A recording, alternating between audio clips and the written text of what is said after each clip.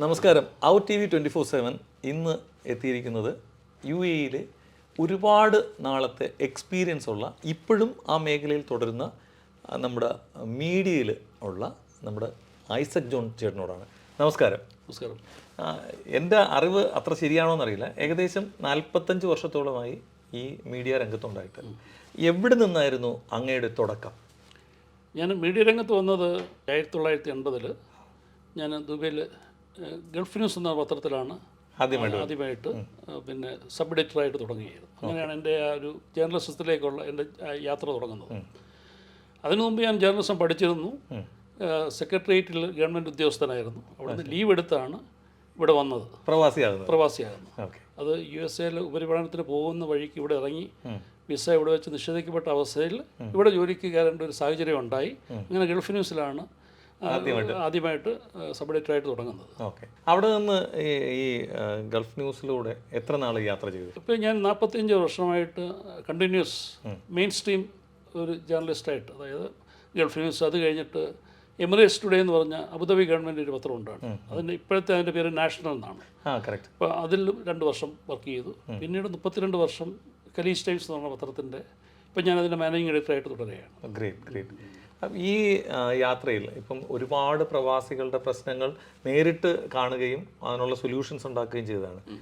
നമ്മുടെ പ്രവാസത്തെക്കുറിച്ച് അങ്ങയുടെ ഒരു അഭിപ്രായം എന്താണ്? പഴയ കാലവും ഇപ്പോഴത്തേതും തമ്മിലുള്ള? പഴയ കാലത്തെ വെച്ച് നോക്കുകയാണെങ്കിൽ 80 ഞാൻ വന്നപ്പോൾ പ്രവാസികൾക്കുണ്ടായിരുന്ന ജീവിത സാഹചര്യങ്ങളോ അല്ലെങ്കിൽ ഇന്ത്യക്കാർക്ക് ഇവിടെ കിട്ടിയ ഇന്ത്യയോടുള്ള ഒരു ഇവിടെയുള്ള വിദേശത്തുള്ള ആൾക്കാരുടെ പെരുമാറ്റ രീതിയോ ഒക്കെ വളരെയേറെ മാറ്റങ്ങളുണ്ടായിട്ടുണ്ട്.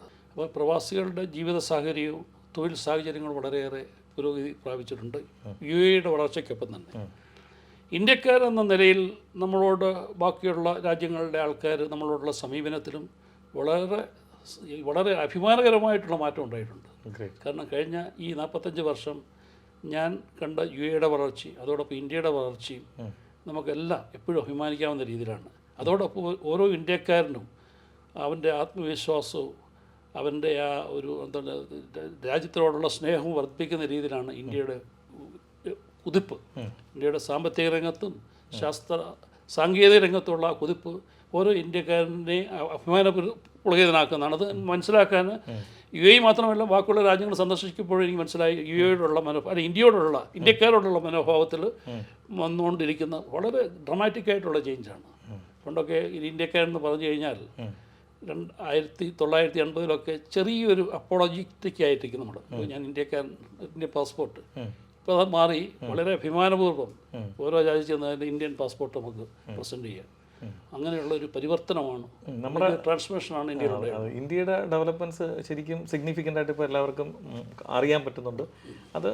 അതുപോലെ തന്നെ ലോകത്തിലെ ഏറ്റവും കൂടുതൽ ജനാധിപത്യ ഒരു സംവിധാനമുള്ള രാജ്യമാണ് ഇന്ത്യ. അപ്പം നമുക്കും തീർച്ചയായിട്ടും അഭിമാനിക്കാവുന്നത് തന്നെയാണ്.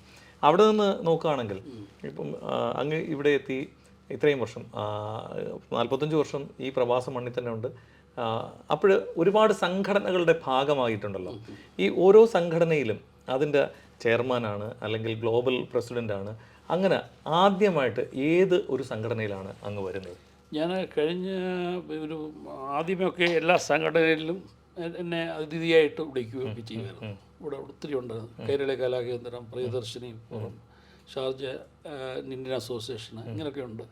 അപ്പോൾ ഒരു പത്രപ്രവർത്തകർ എന്ന നിലയിൽ സാധാരണഗതിയിൽ ഒന്നിലും ചേരാതെ എല്ലാത്തിനും നമ്മൾ നിന്നൊരവസ്ഥയായിരുന്നു. അങ്ങനെ ഇരിക്കുമ്പോഴാണ് കായംകുളംകാരുടെ നിവാസികളുടെ ഒരു ചെറിയ കൂട്ടായ്മ വേണമെന്ന് പറഞ്ഞിട്ടുണ്ട്. ആദ്യമേ 80കളിൽ ഞങ്ങൾ കുറച്ച് സുഹൃത്തുക്കളെല്ലാം കൂടെ ചേർന്ന് കായൻസ് NRI forum, Kayamkulam NRI forum അല്ലെങ്കിൽ കായൻസ് എന്ന ഷോർട്ട് ഫിലിമിൽ, അപ്പോൾ അതിൻ്റെ രക്ഷാധികാരിയായിട്ട് ഞാനിരുന്നു. കാരണം അന്ന് ഔദ്യോഗിക റോളുകളൊന്നും വഹിക്കാനൊക്കെ നമ്മൾ സ്വയം തീരുമാനിച്ചു. ഞാനൊരു പത്രത്തിൽ ഇരിക്കുന്നിടത്തോളം അത് വളരെ ഗംഭീരമായിട്ട് പോയിക്കൊണ്ടിരിക്കുകയാണ്. ഇപ്പോഴും അത് നിലനിൽക്കുന്നുണ്ട്. സാധാരണ എല്ലാ സംഘടനയും സംഭവിക്കുന്ന പോലെ അവിടെയും ചിലപ്പോൾ 1-2 ഗ്രൂപ്പൊക്കെ ആയിട്ട് മാറും. അത് മലയാളികളുടെ മാത്രം ഇന്ത്യക്കാരുടെ ഏത് ഗ്രൂപ്പ് വന്നാലും അങ്ങനെ ഒരു ഉണ്ട്. അത് നമ്മുടെ ആ രീതിയിൽ തന്നെ അങ്ങ് എടുത്താൽ മതി. അതിനകത്ത് വേറെ ഒന്നുമില്ല. പീസ്ഫുൾ ഹാപ്പി കോ എക്സിസ്റ്റൻസ്. 1-2-3 ഗ്രൂപ്പ് വന്നാലും പ്രശ്നമില്ലാത്ത, അത് സ്വാഭാവികമാണ്. അതായത് ഒരു സംഘടന കറക്റ്റ് ഒരു നല്ല ഫോമിലേക്ക് വരുമ്പോഴേക്കും അവിടെ ആരെങ്കിലും അതിന് മറ്റൊരു അതിൻ്റെ തന്നെ വേറൊരു വെർഷനായിട്ട് വീണ്ടും വരും. അത് നമുക്കറിയാം ഒരുപാട് സംഘടനകൾ അങ്ങനെ ഡിവൈഡ് ചെയ്ത് പോകുന്നുണ്ട്. ഗ്രേറ്റ്. അത് പൊതുവേ ഇന്ത്യൻസിൻ്റെ നന്മയ്ക്കാണ്, മലയാളികൾക്ക് നന്മയ്ക്കാണ്, ആയിക്കോട്ടെ എന്നുള്ളൊരു അതെ ആ രീതിയിലുള്ള കാഴ്ചപ്പാട്. കാരണം അവർക്കും കൂടുതൽ ആൾക്കാർക്ക് സ്പേസ് ഉണ്ട് പ്രവർത്തിക്കാൻ. ഇപ്പോൾ എല്ലാവർക്കും ഒരു സംഘടനയുടെ പ്രസിഡൻറ്റോ ഒന്നും ആകാനൊക്കത്തില്ല, അല്ലെങ്കിൽ ചെയർമാനോ ഒക്കെ ആകാനൊക്കത്തില്ല. ഒന്നോ രണ്ട് സംഘടന അത് സ്പ്ലിറ്റ് ആയി കഴിഞ്ഞാൽ അവർക്കും ബാക്കിയുള്ളവർക്കും അതേപോലെ തന്നെ ഉത്സാഹത്തോടുകൂടി പ്രവർത്തിക്കാനുള്ള ഒരു സ്പേസ് ഞാൻ ആ രീതിയിലേ കണ്ടിട്ടുള്ളൂ. അത് അങ്ങനെ ഇരിക്കുമ്പോഴാണ് നമ്മുടെ പിന്നെ ഈ ഫാത്തിമ കോളേജ്, ഞാൻ പഠിച്ച ഒരു കോളേജുകളിലൊന്നാണ് ഫാത്തിമ മാതാ നാഷണൽ കോളേജ് കുയിലാണ്. അതിൻ്റെ ഒരു അലുമിനൈ ഉണ്ടാക്കണമെന്ന് പറഞ്ഞിട്ട് കുറച്ച് ആൾക്കാർ എൻ്റെ വീട്ടിൽ വന്ന് എന്നെ കണ്ടു. അങ്ങനെ ഞങ്ങളുടെ പഴയ അവിടുത്തെ പൂർവ്വ വിദ്യാർത്ഥികളെല്ലാം കൂടെ ചെന്ന് അലുമിനിയം ഉണ്ടാക്കി. ആ സമയത്ത് ഒരുപാട് കോളേജുകൾ പുതുതായിട്ട് ഇതേപോലെ അലുമിനിയം ഉണ്ടാക്കി, ഓരോ കോളേജുകളും. അപ്പോൾ അന്ന് ഞാൻ ആർട്സ് കോളേജിലും പഠിച്ചിട്ടുണ്ട്, അതിൻ്റെ ഒരെണ്ണം ഉണ്ടാക്കിയിട്ടുണ്ടായിരുന്നു. അതിപ്പം നിലനിൽപ്പിലില്ല.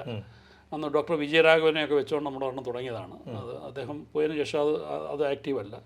പിന്നെ എം.എസ്.എൻ. കോളേജ് ഞാൻ പഠിച്ചിരുന്നു. എം.എസ്.എൻ. കോളേജിൻ്റെ ഒരു അലുമിനി അതും ഞാൻ തന്നെയാണ് ഉണ്ടാക്കിയത്. അപ്പോൾ ഇതെല്ലാം പൂർവ്വ വിദ്യാർത്ഥികളായിട്ട് കൂടാനും ഒരു കൂട്ടായ്മയും നമ്മൾ പഠിച്ച അൽമ മേറ്റർ, അതായത് നമ്മൾ പഠിച്ച കോളേജിനോടുള്ള ഒരു പ്രത്യേക സ്നേഹമൊക്കെ കാണിക്കാനുള്ള ഒരു വേദിയായിട്ടും ഒരു കൂട്ടായ്മയായിട്ട് ഞാൻ കരുതിയിരുന്നുള്ളൂ.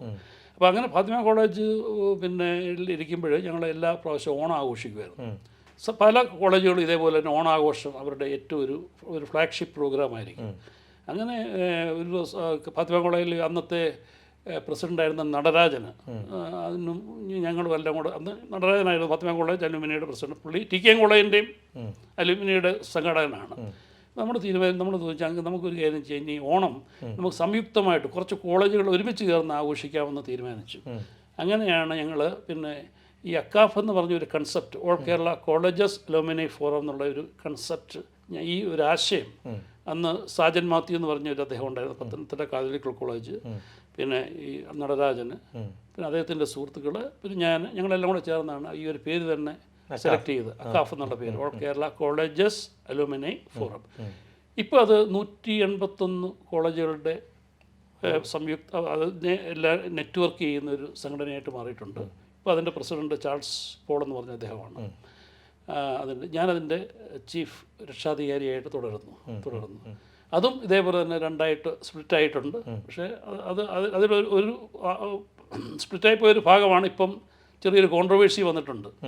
അവർ പോയി പിന്നെ എതിർ പാർട്ടികൾ സ്പ്ലിറ്റായി പോയ ബ്രേക്ക് അവേ ഫാക്ഷന് അവരാണിപ്പം പാകിസ്ഥാൻ ക്രിക്കറ്ററെ കൊണ്ടുവന്ന് അഫ്രീദിയെ കൊണ്ടുവന്ന്, അത് അവർക്ക് പറ്റിയൊരു അബദ്ധമാണ്, അല്ലാതെ മനഃപൂർവ്വം ചെയ്തതാണെന്ന് ഞങ്ങൾ വിശ്വസിക്കുന്നില്ല. നമ്മളതൊന്നും ആഘോഷിക്കാനൊന്നും പോയിട്ടൊന്നും അവർക്ക് അങ്ങനെ ഒരു അബദ്ധം പറ്റി, അത് സംഭവിച്ചതാണ്. അത് പിന്നെ വേറെ കുറച്ച് ആൾക്കാർ ചെയ്യുന്നതാണ്. പക്ഷേ നമ്മുടേത് വളരെ ശക്തമായിട്ട് ഈ അക്കാഫ് 181 കോളേജുകളുടെ യു എയിലെ ഏറ്റവും വലിയ ഉത്സവം അക്കാഫിന്റെ പിന്നെ ഓണാഘോഷം തന്നെയാണ്.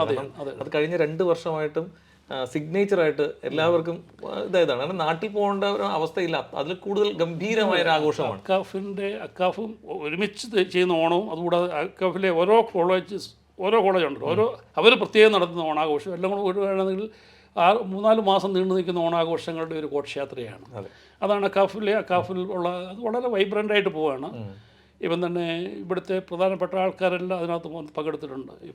പിന്നെ നമ്മുടെ ഇവിടുത്തെ ഏറ്റവും വലിയ നമ്മുടെ എല്ലാം അംബാസഡർ ആയിട്ട് നമുക്ക് അഭിമാനിക്കാവുന്ന യൂസഫ് അലി 2 പ്രാവശ്യം അക്കാഫിൻ്റെ ഓണാഘോഷങ്ങൾ ഉദ്ഘാടനം ചെയ്യാനായിട്ട് എത്തിയിട്ടുണ്ട്. അതേപോലെ തന്നെ പലതും അക്കാഫ് ഓണാഘോഷങ്ങളും അതുപോലെയുള്ള കൾച്ചറൽ ഷോ മാത്രമല്ല ചെയ്യുന്നത്. അക്കാഫ് ചെയ്യുന്നത് പിന്നെ വലിയ cricket tournament, Indian premier league, അത് ഇത്ര കോളേജുകളെ 36 കോളേജുകളെ അവരുടെ ടീമിനെ അണിനിർത്തിക്കൊണ്ട് 1.5 മാസം നീണ്ടു നിൽക്കുന്ന ഒരു ക്രിക്കറ്റ് മാമാങ്കമുണ്ട്. പിന്നെ സ്പോർട്സ് ഡേ ഉണ്ട്. പിന്നെ ഒരുപാട് ആക്ടിവിറ്റീസ്, ബ്ലഡ് ഡൊണേഷൻ, അത് മിക്കവാറും നിരന്തരം കൊടുത്തുകൊണ്ടിരിക്കുകയാണ് അക്കാഫ്. അപ്പോൾ അക്കാഫിൻ്റെ പ്രവർത്തനങ്ങൾ ഇങ്ങനെ വളരെയേറെ പിന്നെ ഓരോ ദിവസവും അതിൻ്റെ പ്രവർത്തകർ കൂടിക്കൊണ്ടിരിക്കുന്നു, കോളേജുകൾ കൂടിക്കൊണ്ടിരിക്കുന്നു. അവരെല്ലാം വളരെ സന്തോഷം. ഇവിടുത്തെ ആ ജീവിതം, പ്രവാസികളുടെ ജീവിതത്തിൽ വലിയൊരു, നമുക്ക് ആ കഥ കേൾക്കുമ്പോൾ തന്നെ ഉള്ളിൽ തന്നെ ഒരു പഴയ ഓർമ്മകൾ മാത്രമല്ല, ഒരു ഉണർവും സന്തോഷം വരും. എല്ലാവരെയും കാണാനുള്ള നെറ്റ്വർക്കിംഗ് ഏറ്റവും നല്ലൊരു പ്ലാറ്റ്ഫോമാണ്. അതുകൊണ്ട് ഇപ്പോൾ ലേറ്റസ്റ്റ് ആയിട്ട് വനിതകളുടെ ഒരു വലിയൊരു അത് നടന്നു. അത് പിന്നെ അക്കാഫിൻ്റെ വനിതകളുടെ അത് എല്ലാ വർഷവും അവർ ചെയ്യുന്ന, അപ്പം ഈ പ്രാവശ്യം ചെയ്ത ഗംഭീരമായിരുന്നു. അതായത് ഞാൻ കണ്ടിട്ട് അവരുടെ പ്രോഗ്രാമിൻ്റെ ക്വാളിറ്റി കണ്ടിട്ട് ഞാൻ അങ്ങോട്ട് പറഞ്ഞു, അടുത്ത വർഷം നമുക്കിത് നിങ്ങൾ ടിക്കറ്റ് വെച്ച് നടത്തണം, ഇത് കാണാൻ അത്ര മനോഹരമായിരുന്നു. ഇപ്പോൾ ഒരു സ്റ്റാർ നൈറ്റൊക്കെ ചെയ്യുന്ന അതേ രീതിയിലുള്ള പ്രിപ്പറേഷനിലൂടെയാണ് അവർ ഓരോ പ്രോഗ്രാമും വനിതകൾ മാത്രമുള്ളതാണ് ആ പ്രോഗ്രാം ഇത്ര ഗംഭീരമാണ്. സ്കിറ്റുകളായാലും group dance, group music, group songs എല്ലാം എത്ര മനോഹരമായിരുന്നു. അത് ഞാൻ ഒരു 6 മണിക്കൂറോളം നീണ്ടു നിന്ന ഒരു കലാവിരുന്നായിരുന്നു അത്. അപ്പോൾ ഞാൻ പിന്നെ 2 പ്രാവശ്യം എനിക്ക് പങ്കെടുക്കാൻ പറ്റും. ബാക്കിയുള്ള സമയത്തൊക്കെ യാത്രയിലായിരുന്നു. ഇത് 2ാമത്തെ പ്രാവശ്യം ഞാൻ അതിൽ പങ്കെടുക്കുന്നത്. ഞാൻ വിസ്മയിച്ചു പോയി, ഞാൻ കണ്ട് അത്ഭുതപ്പെട്ടു പോയി. കാരണം അവരുടെ കഴിവുകൾ, അപ്പോൾ അവരുടെ എല്ലാവരുടെയും ഉള്ളിൽ കിടക്കുന്ന സർഗവാസന ഉണർത്താനും അത് പ്രകടിപ്പിക്കാനുള്ളൊരു വലിയൊരു വേദിയാണ് അക്കാഫ് കൊടുക്കുന്നത്. അതുപോലെ കായിക രംഗത്തായാലും പിന്നെ നമ്മളതുപോലെ ക്വിസ് കോമ്പറ്റീഷന് ഒത്തിരി പിന്നെ അക്കാഫ് ഒരുപാട് ചാരിറ്റി പ്രവർത്തനങ്ങൾ ചെയ്യുന്നുണ്ട്. നമ്മുടെ കോവിഡിൻ്റെ സമയത്ത് 8 കോവിഡിന് വേണ്ടി ഫ്രീ പിന്നെ ഫ്ലൈറ്റുകൾ ഇവിടുന്ന് ഫ്രീ ആയിട്ട് നമ്മൾ അറേഞ്ച് ചെയ്ത് കൊടുത്തിട്ടുണ്ട്. പല ആൾക്കാരെ കൊണ്ട് സ്പോൺസർ ചെയ്യിച്ചിട്ട് 8ഓളം അത് ചെയ്തിട്ടുണ്ട്. അതിന് ഇന്ത്യൻ കോൺസുലേറ്റും കേരള ഗവൺമെൻറ്റും നമ്മളെ ഒരുപാട് സഹായിച്ചിട്ടുണ്ട് അതിനുവേണ്ടി ആ പെർമിഷൻ തരാനായിട്ട്. അങ്ങനെ അക്കാഫ് ഒരുപാട് കാര്യങ്ങൾ. പിന്നെ അതുപോലെ തന്നെ ഈ റംദാൻ സമയത്ത് ഏറ്റവും കൂടുതൽ 2,20,000, 30,000 അല്ലെങ്കിൽ 50,000-ഓളം കിറ്റുകൾ, അതാണ് ഇഫ്താർ കിറ്റുകൾ ഒരു മാസം കൊണ്ട്. അത് അക്കാഫിലെ വോളണ്ടിയേഴ്സിൻ്റെ ആ ഒരു എന്തൂസിയാസം, അത് അവർ ഓരോ ദിവസവും ഒരു 50-60 വോളണ്ടിയേഴ്സാണ് ആ ഇഫ്താർ സമയത്ത് അവിടെ ഏതൊക്കെ കാലാവസ്ഥയായാലും എന്തുമായാലും അവരവിടെ കൂടി ഇത് വിതരണം ചെയ്യുന്നത്. അപ്പോൾ അതൊക്കെ അങ്ങനെയുള്ള ഒരുപാട് കാര്യങ്ങളാണ് അത് ചെയ്തുകൊണ്ട് അക്കാഫ്. അപ്പോൾ അക്കാഫിൻ്റെ ഇപ്പോഴത്തെ പ്രസിഡൻറ്റ് ചാൾസ് പോളാണ്. അതേപോലെ തന്നെ BS ബിജുകുമാറാണ് അതിൻ്റെ ജനറൽ സെക്രട്ടറി. ഇവരുടെ നിതാന്തമായിട്ട് ജാഗ്രത കൊണ്ടും അവരുടെ ലീഡർഷിപ്പ് കൊണ്ടുമാണ് അതിനൊക്കെ സാധ്യമായിക്കൊണ്ട് ഇപ്പോഴും ഇനി ഓണം ആഘോഷം പ്രഖ്യാപിച്ചു കഴിഞ്ഞു. അക്കാഫിൻ്റെ ഓണം അത് വളരെ ഗംഭീരമായിട്ട് നടത്താനായിട്ട് തീരുമാനിച്ചു. എല്ലാ വർഷം പോലെ തീരുമാനിച്ചിരിക്കുകയാണ്. അപ്പോൾ ഇത് ഇങ്ങനെ ഓരോ സംഘടനകളുടെ ഇതായിട്ട് പോവുകയാണ്. അപ്പം വേൾഡ് മലയാളി കൗൺസിലിൽ എന്താണ് നമ്മുടെ പൊസിഷൻ? ഞാൻ വേൾഡ് മലയാളി കൗൺസിൽ പിന്നെ ആദ്യമേ ഇത് വേൾഡ് മലയാളി കൗൺസിൽ തുടങ്ങുന്നത് TN ശേഷൻ എന്ന് പറഞ്ഞ നമ്മുടെ ഇന്ത്യയുടെ മുഖ്യ തെരഞ്ഞെടുപ്പ് കമ്മീഷനായിരുന്ന TN ശേഷൻ IAS-ഉം പിന്നെ KPP നമ്പ്യാർ നമ്മുടെ കെൽട്രോണിൻ്റെ പിന്നെ സ്ഥാപകനും പിന്നെ കേരളത്തിലും ഇന്ത്യയിലും ഇലക്ട്രോണിക് വിപ്ലവത്തിന് തുടക്കം കുറിച്ച ഒരു വലിയൊരു സയൻറ്റിസ്റ്റും ടെക്നോക്രാറ്റായിരുന്നു അദ്ദേഹം. ഇവർ രണ്ടുപേരും കൂടാണത് ന്യൂജേഴ്സി വെച്ചായിരുന്നു ഇതിൻ്റെ ഉത്ഭവം. 1995-ലാണ്. ആ സമയത്ത് ബാബുപോൾ സാർ ഉണ്ടായിരുന്നു, ബാബുപോൾ സാർ IAS. ഇവരൊക്കെ അതുപോലെ തന്നെ നമ്മുടെ TP Srinivas, ambassador TP Srinivasan, അദ്ദേഹത്തിൻ്റെ വൈഫ് ലേഖ ശ്രീനിവാസന്, അങ്ങനെ ഒരുപാട് പ്രഗത്ഭരായിട്ടുള്ള ആൾക്കാർ തുടങ്ങിയതാണ്. ആ സമയത്ത് ഇവിടെ ആനന്ദബോസ് എന്ന് പറഞ്ഞ നമ്മുടെ ഇപ്പോഴത്തെ ഗവർണർ, അദ്ദേഹവും ഇതിൻ്റെ ഒരു ഭാഗമായിട്ട് ആദ്യം പ്രവർത്തിച്ചിരുന്നു, ഇവിടെ വന്നിരുന്നു ആദ്യമൊക്കെ. പക്ഷെ ഞാൻ ആ സമയത്തൊന്നും വളരെ ആക്റ്റീവ് അല്ലായിരുന്നു. 2009 മുതൽ എന്നെ വളരെ എൻ്റെ ചില ഒരു സാന്നിധ്യം ആവശ്യപ്പെട്ടുകൊണ്ട് അവർ എല്ലാം ഇവിടുത്തെ ഭാരവാഹികൾ വന്നപ്പോൾ ഞാൻ അതിനകത്ത് പ്രവർത്തിച്ചു തുടങ്ങുകയും പല പ്രോവിൻസുകളൊന്ന് റിവൈവ് ചെയ്യണം, എൻ്റെ ഒരു സഹായം വേണമെന്ന് പറഞ്ഞു. സഹായം എന്ന് പറഞ്ഞാൽ എൻ്റെ ഒരു സപ്പോർട്ട് വേണം. അങ്ങനെ ഞാൻ അതിന് ഇനിഷ്യേറ്റീവ് എടുത്ത് ദുബൈയിലെ പ്രോവിൻസ് എന്ന് പറയുന്നത് ചാപ്റ്റർ നമ്മുടെ പ്രോവിൻസ് എന്നാണ് പറയുന്നത്. ദുബൈ പ്രോവിൻസ്, അങ്ങനെ അജ്മാൻ, അങ്ങനെയുള്ളിടത്ത് ഷാർജ, ഉമൽക്കോയിൻ, അങ്ങനെ പ്രോവിൻസുകൾ ഉദ്ഘാടനം ചെയ്യാനായിട്ട് നമ്മൾ ശ്രമിച്ചു.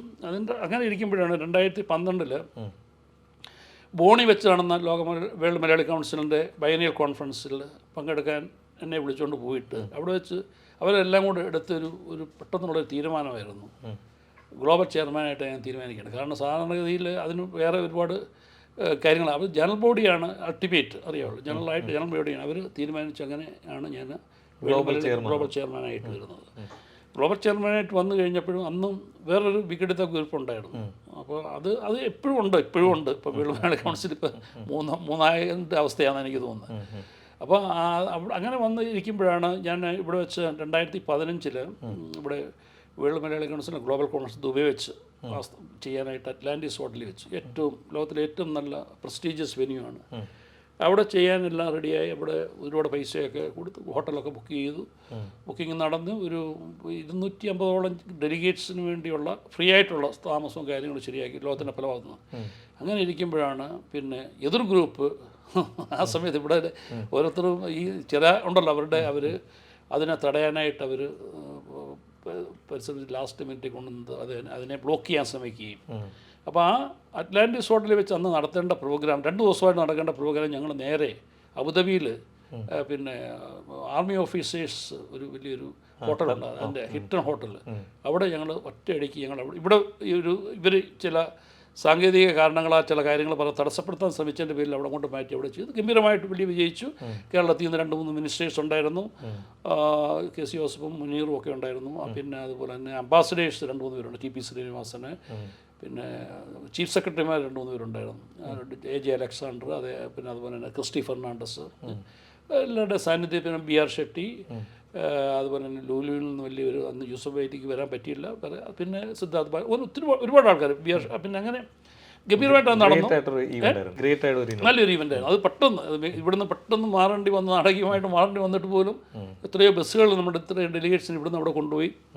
അത് വളരെ അന്ന് എൻ്റെ കൂടെ പ്രസിഡൻ്റായിരുന്ന ജോണി കുരുളയായിരുന്നു. ജോണി കുരുള പുള്ളിയുടെ ആ ഒരു ഉത്സാഹവും ആ സമയത്തുണ്ടായിരുന്നു. പുള്ളി അവിടെ പ്രവർത്തിച്ചുകൊണ്ടാണ് പുള്ളിക്ക് പെട്ടെന്ന് ഇതൊക്കെ അറേഞ്ച് ചെയ്യാൻ കഴിഞ്ഞത്.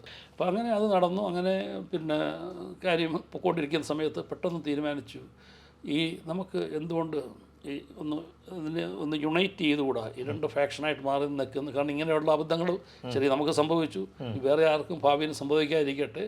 അപ്പോൾ അതിനുള്ള ചർച്ചകൾ വന്നു. അപ്പം മാറി നിന്ന ഫാക്ഷനെയും വെച്ചുകൊണ്ട് നമ്മൾ 2015 ഡിസംബർ 1 കേരളത്തിൽ വെച്ച്, കേരളത്തിലെ അന്ന് മുഖ്യമന്ത്രിയായിരുന്ന നമ്മുടെ ബഹുമാനപ്പെട്ട ഉമ്മൻചാണ്ടി സാറിൻ്റെയും ബാക്കിയുള്ള 3-4 മിനിസ്റ്റേഴ്സിൻ്റെയും സാന്നിധ്യത്തിൽ, അതുപോലെ തന്നെ LDFൻ്റെ ഇപ്പോഴത്തെ, അതേപോലെ മാർക്സിസ്റ്റ് പാർട്ടിയുടെ ഇപ്പോഴത്തെ ജനറൽ സെക്രട്ടറി ആയിരുന്ന ബേബി, MA ബേബി, അവരുടെ എല്ലാ സാന്നിധ്യത്തിൽ വെച്ച് നമ്മൾ ഈ 2 വേൾഡ് മലയാളി വീടിച്ച് നിന്ന 2 വേൾഡ് മലയാളി കൗൺസിലിനെ നമ്മൾ യോജിപ്പിച്ചു.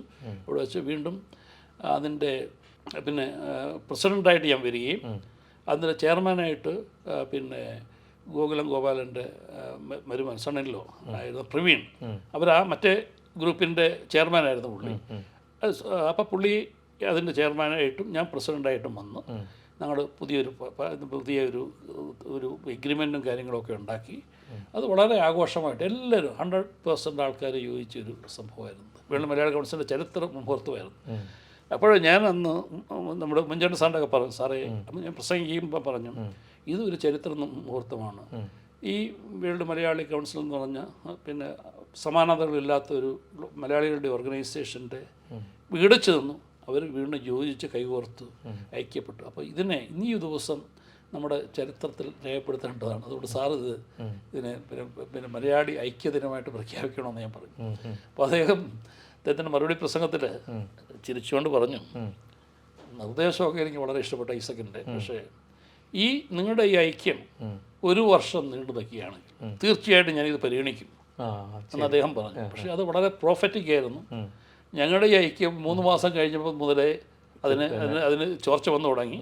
പലരും എന്നെ വന്ന് സമീപിച്ചിട്ട് പറഞ്ഞു അവരെ ജനറൽ സെക്രട്ടറി ആക്കണം, അല്ലെങ്കിൽ അവർ ഇത്ര വർഷമുണ്ട് അവർക്ക് എന്തെങ്കിലുമൊക്കെ സ്ഥാനം കൊടുക്കണം ഗ്ലോബൽ.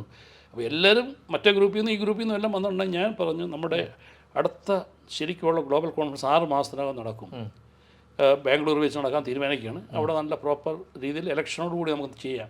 അതുവരെ നിങ്ങളൊന്ന് വെയിറ്റ് ചെയ്യും. അപ്പോൾ നമ്മുടെ മലയാളികളുടെ അവർക്കുള്ള അക്ഷമരായിരുന്നു കുറച്ച് പേര് എവിടെ ചെന്നാലും അവർ അത് സ്പ്ലിറ്റ് ചെയ്യാൻ ശ്രമിക്കുന്ന കുറച്ച് ആൾക്കാരുണ്ട്. ഇവരിൽ കുറച്ച് പേര് ചേർന്ന് അവർ സ്പ്ലിറ്റായി. അത് വളരെ ചെറിയ കുറച്ച് ആൾക്കാരേ ഉള്ളായിരുന്നു. അപ്പം അത് എന്നാലും സാരമില്ല, നമ്മൾ മുന്നോട്ട് പോയി. നമ്മുടെ ബാംഗ്ലൂർ കോൺഫറൻസും ഉമ്മൻചാണ്ടി സാർ വന്നാണ് ഉദ്ഘാടനം ചെയ്തത്. അതും ഇതേപോലെ പല ആൾക്ക് മറ്റേത് പോയ കൂട്ടരൊക്കെ ഒരുപാട് പുള്ളിയെ തടയാൻ ശ്രമിച്ചിട്ടും പുള്ളി വന്നു. പുള്ളിക്ക് മനസ്സിലായി സത്യത്തിൽ നീതി എവിടെയാണെന്ന് മനസ്സിലാക്കി. ബാക്കിയുള്ള എല്ലാ ആൾക്കാരും ഉണ്ടായിരുന്നു. ഒരു ചെറിയ വിഭാഗം മാത്രമേ പോയുള്ളായിരുന്നു. അങ്ങനെ അത് അവിടെ അപ്പോൾ നമ്മളുടെ ആ ശോഭ കൊണ്ട് വേൾഡ് മലയാളി കൗൺസിലിൻ്റെ ആ ശോഭ, അതിൻ്റെ ആ ഒരു ഗ്ലോറി നല്ല വീണ്ടും തിരിച്ചു പിടിച്ചത് വീണ്ടും നഷ്ടപ്പെടുന്നത് 1-2 ആൾക്കാർ വിചാരിച്ചാൽ മതി ഈ പ്രശ്നങ്ങൾ ഉണ്ടാകാനായിട്ട്. അങ്ങനെ അവിടെ വെച്ച് സംഭവിച്ചു. പിന്നീട് എന്നാൽ തന്നെയും മെയിനായിട്ടുള്ള എല്ലാ ആൾക്കാരും അതിനകത്തുണ്ടായിരുന്നു. അന്ന് വീണ്ടും ഞാൻ ഗ്ലോബൽ ചെയർമാനാകുന്നു. AV അനൂപ് എന്ന് പറഞ്ഞാൽ മെഡിമിക്സിൻ്റെ ഒക്കെ മേളം, അതിൻ്റെ AVA ഗ്രൂപ്പിൻ്റെ അദ്ദേഹം പ്രസിഡൻ്റായിട്ട് വരുന്നു. അത് വീണ്ടും നമ്മൾ ഗംഭീരമായിട്ട് മുന്നോട്ട് പോയി. അങ്ങനെ പോയി ഞാൻ 2018 ന്യൂജേഴ്സി വെച്ചുള്ള നമ്മുടെ ബൈനറി കോൺഫറൻസ് വെച്ച് ഞാൻ സ്ഥാനം ഒഴിയുന്നു. നമ്മുടെ കരാറ് പ്രകാരം അങ്ങനെയാണ്. അടുത്ത മറ്റേ ഗ്രൂപ്പിൽ നിന്ന് പറഞ്ഞ അടുത്ത ചെയർമാൻ. അപ്പോൾ AV അനൂപ് വീണ്ടും ചെയർമാനാകുന്നു. ഞങ്ങളുടെ പണ്ടുണ്ടായിരുന്ന ഗ്രൂപ്പിൻ്റെ ഭാഗമായ ജോണി കുരുവിള വീണ്ടും പ്രസിഡൻ്റായിട്ട് വരുന്നു. അങ്ങനെ ഇതുണ്ടല്ലോ, ഇതൊരു വളരെ അണ്ടർസ്റ്റാൻഡിങ് പോയിക്കൊണ്ടിരിക്കുകയാണ്. അപ്പോൾ അവിടെ വെച്ചാണ് 1-2 പേരെ ഞാൻ എൻ്റെ ഒരു പ്രത്യേക താല്പര്യം എന്ന് പറയാൻ കാരണം, അവർ ന്യൂജേഴ്സി കോൺഫറൻസ് നടത്തി 1-2 വളരെ നല്ല കുറച്ച് ഭംഗിയായിട്ട് നടത്തിയ ഒരു പാർട്ടിയാണ്. പെട്ടെന്ന് പുള്ളിക്ക് ജനറൽ ബോഡിയുടെ അംഗീകാരത്തോടുകൂടി പുള്ളിക്ക് ഒരു പുള്ളിയെ ഒന്ന് കൈപിടിച്ചുയർത്തി ഒരു സ്ഥാനം കൊടുത്തു. പേര് ഞാൻ പറയുന്നില്ല. അത് കാരണമാണ് ഇന്ന് വീണ്ടും വേൾഡ് മലയാളി കൗൺസിൽ ഒരു 3ാമത്തെ സ്പ്ലിറ്റിലേക്ക് പോയിക്കൊണ്ടിരിക്കുന്നത്. അപ്പോൾ അത് വളരെ ലൈറ്റ് ഹാർട്ടഡായിട്ട് എടുക്കുന്നതിൻ്റെ കാര്യം എന്ന് വെച്ചാൽ, ഞാൻ മനസ്സിലാക്കിയെടുത്തോളം കാലം വേൾഡ് മലയാളി കൗൺസിലിന് ഒരു ദിശാബോധത്തോടു കൂടി പോവും. ഇതറിയാൻ വയ്യാത്ത കുറച്ച് ആൾക്കാരാണ്. എന്താണ് ഇപ്പോൾ ഈ ആനയെ കണ്ട 5 അന്തന്മാരുടെ അവസ്ഥയാണ്. ഇപ്പോൾ ഓരോരുത്തരും ഓരോന്നായിട്ട് അതിനെ വ്യാഖ്യാനിക്കുന്നത്. ചിലർ പറയും വലിയ തൂണാണ്, ചിലർ പറയും അത് പിന്നെ വിശറിയാണ്. അതേപോലെ തന്നെ ഈ വേൾഡ് മലയാളി കൗൺസിലിൻ്റെ ദൗത്യം എന്ന് പറഞ്ഞു കഴിഞ്ഞാൽ വെറും ഒരു പിന്നെ ചില ആൾക്കാർ പറയാൻ ഉദ്ദേശിക്കുന്ന ചെറിയ അങ്ങോട്ടും ഇങ്ങോട്ടും സഹായിക്കുക, ചാരിറ്റി അതൊന്നുമല്ല. അത് മാത്രമല്ല, അത് ഗ്ലോബലി ഉള്ള എല്ലാ സംഘടനകളും ചെയ്യുന്ന കാര്യങ്ങളാണ്. ചാരിറ്റി, ഹ്യൂമാനിറ്റേറിയൻ പ്രവർത്തനങ്ങൾ എല്ലാം ചെയ്യാറുണ്ട്. പിന്നെ പക്ഷേ വേൾഡ് മലയാളി കൗൺസിലിനെ മാറ്റി നിർത്തുന്ന ശ്രദ്ധേയമായ കാര്യം എന്ന് പറഞ്ഞാൽ ഗ്ലോബൽ നെറ്റ്വർക്കിംഗ് പ്ലാറ്റ്ഫോമാണ്. മലയാളികൾ എവിടെയൊക്കെ ഉണ്ട് അവർക്കൊക്കെ നെറ്റ്വർക്ക് ചെയ്യാനും അവർക്കെല്ലാം ഒരു കൂട്ടായ്മയോടുകൂടി ഒരു ഫെലോഷിപ്പ് ചെയ്യാനുള്ള ഒരു ഫ്രണ്ട്ഷിപ്പ് ആൻഡ് ഫെലോഷിപ്പ്. അപ്പോൾ എവിടെ ചെന്ന് കഴിഞ്ഞാൽ ഇപ്പോൾ ന്യൂജേഴ്സി ചെന്നാലോ സിഡ്നി ചെന്നാലോ നമ്മുടെ ആൾക്കാർ മലയാളികളുമായിട്ട് നമുക്ക് ബന്ധപ്പെടാനുള്ള ഒരു അവസരം, ഒരു പ്ലാറ്റ്ഫോമായിട്ട് അതിനെ ഒന്നായിട്ട് കാണണം. രണ്ടാമത്, നമ്മളെല്ലാം നമ്മളാൽ കഴിയുന്ന ചാരിറ്റി ചെയ്യുന്നുണ്ട്. വേൾഡ് മലയാളി കൗൺസിൽ അതിൻ്റെ ഒരുപാട് ചാരിറ്റി ഹ്യൂമാനിറ്റേറിയൻ കാര്യങ്ങളിലൊക്കെ നമ്മൾ സജീവമാണ്. അതോടൊപ്പം ഈ മലയാളികളുടെ സംസ്കാരവും പിന്നെ മലയാളം ഭാഷ പിന്നെ അതിൻ്റെ പ്രചാരണത്തിന് വേണ്ടിയൊക്കെയുള്ള വേദികളും ഒരുപാട് സംരംഭങ്ങളും നമ്മൾ ചെയ്തിട്ടുണ്ട്. അതിനെല്ലാം ഉപരിയായിട്ട് ഞാൻ പറഞ്ഞുകൊണ്ടിരിക്കുന്നൊരു കാര്യം, എപ്പോഴും പറഞ്ഞുകൊണ്ടിരിക്കുന്നതാണ്, ഒരു തോട്ട് ലീഡർഷിപ്പ് പ്ലാറ്റ്ഫോമായിട്ട് വേൾഡ് മലയാളി കൗൺസിലെ മാറ്റി. തോട്ട് ലീഡർഷിപ്പ് അതാണ് വേണ്ടത്. മലയാളികൾക്ക് വേണ്ടത് അത് അവരുടെ ചിന്താപരമായിട്ട് അവരെ നയിക്കാനുള്ള, അല്ലെങ്കിൽ അവരുടെ ബാക്കിയുള്ള ഒരു പുതിയൊരു ദിശയിലേക്കും അവരെക്കുറിച്ച് മലയാളികളുടെ മാത്രം ഉന്നമനത്തിന് വേണ്ടിയല്ല, അതിലും വലിയൊരു ക്യാൻവാസായ ഇന്ത്യയുടെ മുന്നോട്ടുള്ള കുതിപ്പിൽ നമുക്ക് as an Indian passport holder നമുക്ക് വലുതായ ഒരു പങ്ക് റെസ്പോൺസിബിലിറ്റി ഉണ്ട് ലോകത്ത്, പ്രത്യേകിച്ച് പ്രവാസികൾക്ക്. കാരണം നമ്മളെല്ലാം ഒരു തരത്തിൽ പറയുകയാണെങ്കിൽ ഇന്ത്യയുടെ അംബാസിഡേഴ്സാണ്. അപ്പോൾ ആ രീതിയിൽ നമ്മുടെ രാജ്യത്തിന് വേണ്ടി എന്തൊക്കെ ചെയ്യാം, നമ്മളെക്കാൾ കഴിയുന്ന എന്തൊക്കെ ചെയ്യാം. ഉദാഹരണത്തിന് ഞാനൊരു പത്രപ്രവർത്തനമാണ്. എന്നെക്കൊണ്ട് ചെയ്യാൻ കഴിയാവുന്ന ചില കാര്യങ്ങളൊക്കെ ഞാൻ ചെയ്തുകൊണ്ടിരിക്കുകയാണ്. എൻ്റെ ഇപ്പം ചുമ്മാ ഗൂഗിളിൽ അടിച്ചു നോക്കിക്കഴിഞ്ഞാൽ തന്നെയാണ് ഞാൻ ഇന്ത്യക്ക് വേണ്ടി എഴുതിയിട്ടുള്ളത്. അത് ഇന്ത്യയുടെ ഒരു പോസിറ്റീവ് സൈഡ് ചിത്രീകരിക്കുന്നത്.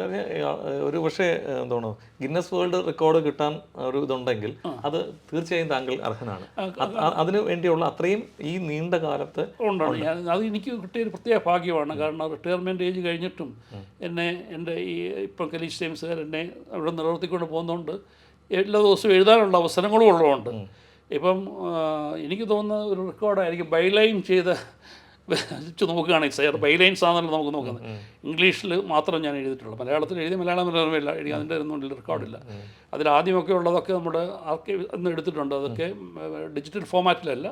അതുകൂടെ ഡിജിറ്റൽ ഫോമാറ്റിൽ തന്നെ വന്ന് നോക്കുകയാണെങ്കിൽ തന്നെ ഇതെല്ലാം കൂടെ നോക്കുകയാണെങ്കിൽ ഒരു 16,000-നും 20,000-നും ഇടയ്ക്കുള്ള ലേഖനങ്ങൾ എഴുതിയിട്ടുണ്ട്. അതിൽ ഒരു 100 കണക്കിന് ഇന്ത്യയെക്കുറിച്ചും അല്ലെങ്കിൽ ഇന്ത്യയുടെ മിക്കവരുള്ള കേന്ദ്രമന്ത്രിമാരും കേരള മന്ത്രിമാരും അല്ലെങ്കിൽ സ്റ്റേറ്റ് മന്ത്രിമാരും ഒക്കെ വരുമ്പോൾ അവിടെയൊക്കെ വളരെ കാര്യമായിട്ട് എഴുതിയിട്ടുള്ളതുണ്ട്.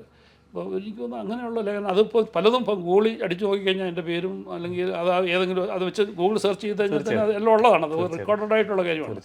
അതുപോലെ തന്നെ എനിക്ക് മറ്റൊരു ചോദ്യമാണ്, എന്തുകൊണ്ടാണ് ഇപ്പം ഈ വേൾഡ് മലയാളി കൗൺസിലിൻ്റെ ഈ ഒരു സംഭവത്തിൽ ഒരു വിവാദത്തിലോട്ട് പോയി നിൽക്കുന്നത്? അത് ഈ ബാക്കുവിൽ നടക്കുന്ന കോൺഫറൻസിനെ കുറിച്ചായിരിക്കും നമ്മൾ ഉദ്ദേശിക്കുന്നത്. അത് അപ്പോൾ വേൾഡ് മലയാളി കൗൺസിലിൻ്റെ പിന്നെ നമ്മൾ എല്ലാ ബൈനിയൽ കോൺഫറൻസ് 2 വർഷം കൂടുമ്പോഴുള്ള കോൺഫറൻസുകൾ ഏതെങ്കിലുമൊക്കെ നല്ലൊരു എല്ലാവർക്കും വന്ന് എത്താവുന്ന രീതിയിലുള്ള ഒരു ഡെസ്റ്റിനേഷൻ വെച്ചാണ് നമ്മൾ ചെയ്യാറുള്ളത്. നമ്മൾ ബാങ്കോക്ക് വെച്ച് ചെയ്തിട്ടുണ്ട്. നമ്മുടെ വേൾഡ് മലയാളി വിമൻസ് ഫോറം, എൻ്റെ വൈഫായിരുന്നു അതിൻ്റെ ചെയർപേഴ്സൺ ഗ്ലോബൽ, കുലാലംപൂരി വെച്ച് ചെയ്ത് വളരെ വിജയകരമായിരുന്നു. 300 ചില്ലുവാനും വനിതകളും അവരുടെ ഹസ്ബൻഡ്സും പങ്കെടുത്ത് 300 ചില്ലുവാൻ ആൾക്കാർ കുലാലംപൂരി കഴിഞ്ഞ നവംബറിലായിരുന്നു. അപ്പോൾ അങ്ങനെ ഓരോ ഡെസ്റ്റിനേഷൻ വെച്ച് ചിലപ്പോൾ പിന്നെ യൂറോപ്പിലെ രാജ്യങ്ങളിലായിട്ട് ഇപ്പോൾ ഞങ്ങൾ നോക്കിയ ഒരു ഘടകം നോക്കിയാൽ ഒരു പുതിയ ഡെസ്റ്റിനേഷൻ എല്ലാവർക്കും വന്ന് ഈസിയായിട്ട് എത്തിച്ചേരാൻ കഴിയണം. വിസ ഒരു പ്രശ്നമാകാൻ പാടില്ല. അപ്പോൾ അങ്ങനെ നോക്കിയപ്പോൾ പെട്ടെന്ന് ഈസ്റ്റ് യൂറോപ്പിലെ രാജ്യങ്ങൾ, കുറച്ച് രാജ്യങ്ങൾ, അസർബൈജാൻ, ജോർജിയ, അർമേനിയ, ഇങ്ങനെയുള്ള രാജ്യങ്ങളൊക്കെ ശ്രദ്ധയപ്പെട്ടു. ഞങ്ങൾ നോക്കിയുണ്ടേ ഈ 500-ഓളം വരുന്ന ഡെലിഗേറ്റ്സിന് അല്ലെങ്കിൽ ഒരു കോൺഫറൻസ് നടത്താനുള്ള സൗകര്യവും അതുപോലെ തന്നെ അഫോർഡബിലിറ്റി, ആൾക്കാർക്ക് താങ്ങാവുന്ന ഒരു ബഡ്ജറ്റ് ആയിരിക്കണം, അതും പിന്നെ ഈസി ആയിട്ടുള്ള ട്രാവൽ ചെയ്യാനുള്ള അതൊക്കെ വെച്ച് നോക്കിയുണ്ടേ ഞങ്ങൾ അവസാനം തീരുമാനിച്ചത്, അത് ജനുവരിയിലെടുത്ത തീരുമാനമാണ്. ഈ സംഘർഷമൊക്കെ ഉണ്ടാകുന്നതിനൊക്കെ എത്രയോ മാസങ്ങൾക്ക് മുമ്പ് നമ്മൾ ഈ ഫാക്ടേഴ്സാണ് നമ്മൾ കരുതിയത്. ഇന്ത്യയായിട്ട് ഫ്രണ്ട്ലി ആയിട്ട് ഇരിക്കുന്ന ഒരു രാജ്യമാണ്. കാരണം ഇന്ത്യ അവിടെ ഒരുപാട് ഇൻവെസ്റ്റ് ചെയ്തിട്ടുണ്ട്, ONGC. പിന്നെ ഇന്ത്യ അവിടെ നിന്ന് ഒരുപാട് ഈ ഓയിൽ എല്ലാ വർഷവും ഇമ്പോർട്ട് ചെയ്യുന്നു, കുറച്ച് അങ്ങോട്ട് എക്സ്പോർട്ട് ചെയ്യുന്നുണ്ട്. ഇന്ത്യയിലെ ഒരുപാട് വിദ്യാർത്ഥികൾ അവിടെ പഠിക്കുന്നുണ്ട്. ഇന്ത്യൻ അസോസിയേഷൻസ് 2-3 ഉണ്ട് ഇവിടെ. അതിൽ മലയാളികളുടെ ഒരു അസോസിയേഷൻ ഉണ്ട്. അപ്പോൾ അങ്ങനെയൊക്കെ നോക്കിയിട്ടുണ്ടെങ്കിൽ നമുക്ക് അവിടെ ഒരു സപ്പോർട്ട്, ഗ്രൗണ്ട് സപ്പോർട്ടും കിട്ടും. അവർ വളരെ ഹാപ്പി ആയിരുന്നു. കാരണം ആദ്യമായിട്ട് ഇങ്ങനെ ഒരു മലയാളി അസോസിയേഷൻ അവിടെ ചെല്ലുന്നതുകൊണ്ട് അത് ഹോസ്റ്റ് ചെയ്യാൻ അവർ തയ്യാറെടുത്തു. അപ്പോൾ അതിന് മുമ്പ് പ്രിപ്പറേഷൻ മുമ്പായിട്ട് അപ്പോൾ ഇത് തീരുമാനിക്കുക അങ്ങനെയാണ്. ജനുവരി തീരുമാനിച്ചു. അതിന് മുമ്പ് തന്നെ നമ്മൾ ഉടനെ ഒരു മാസം കഴിഞ്ഞുകൊണ്ട് തന്നെ അവിടെ പോയി, ബാക്കുയിൽ പോയി. അവിടുത്തെ അംബാസഡർ ഒരു തമിഴ് ആളാണ്, ഇന്ത്യൻ അംബാസഡർ. പുള്ളിയെ കണ്ടു. പുള്ളി വളരെ സ്വാഗതം ചെയ്ത് നിങ്ങൾ വാ, ഇവിടെ വന്നിട്ട് നമുക്ക് ചെയ്യാം. അദ്ദേഹം മിക്കവാറും നമ്മുടെ പ്രോഗ്രാമിൽ പങ്കെടുക്കാമെന്ന് വാക്കുന്നാണ്. അതുപോലെ എല്ലാം കണ്ടു. മലയാളി അസോസിയേഷനെ കണ്ടു. അവർ നമ്മളുടെ ഇതിനകത്ത് അവിടെ ഒരു ചാപ്റ്റർ നമ്മൾ വീണ്ടും മലയാളി കൗൺസിലിന് ഉണ്ടാക്കി. ഇവിടെ ചാപ്റ്റർ എന്ന് പറഞ്ഞാൽ പ്രോവിൻസ് ഉണ്ടാക്കി. അപ്പോൾ അങ്ങനെ ഇരിക്കുമ്പോഴാണ് ഈ നമ്മുടെ ഈ സംഘർഷം, അതിർത്തിയിലെ ഈ പ്രശ്നങ്ങളും ഭീകര ആക്രമണമൊക്കെ ഉണ്ടായപ്പോൾ ഇവരൊരു നിലപാടെടുത്തു.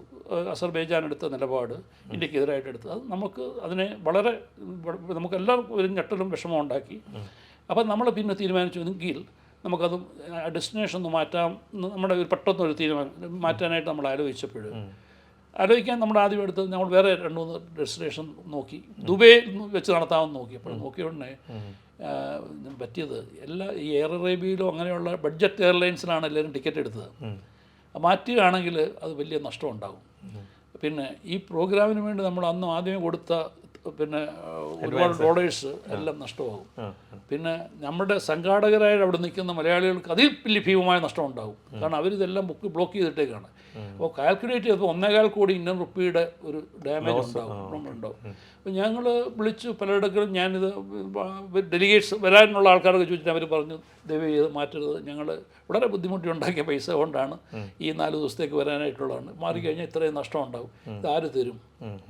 അപ്പം നമ്മൾ തീരുമാനിച്ചു. ഞാൻ അപ്പോൾ ആദ്യം ഇന്ത്യൻ സ്ഥാനപതികളായിട്ട് അംബാസഡേഴ്സുമായിട്ട് ആലോചിച്ചു, അവിടെയുള്ള ആൾക്കാരുമായിട്ട് ആലോചിച്ചു, ഇവിടെയുള്ള ഇന്ത്യൻ സ്ഥാനപതി പിന്നെ ഡിപ്ലോമാറ്റിക് മിഷനിലെ ആൾക്കാരുമായിട്ട് സംസാരിച്ചു.